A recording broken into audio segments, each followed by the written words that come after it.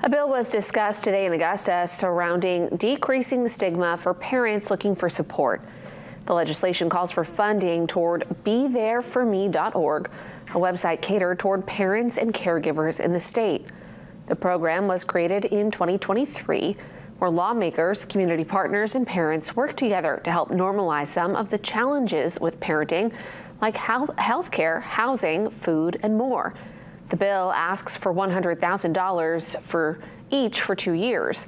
Representative Michelle Meyer is sponsoring the bill and says that would fund the program for years to come.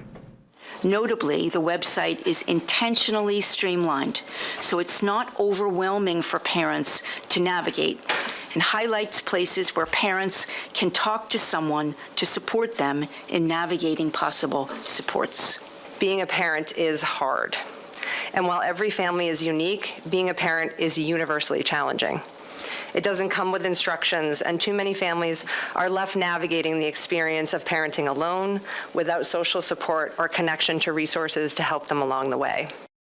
Meyer added that the funding will go toward continued promotion and maintenance of the website. A link for more information can be found on our website.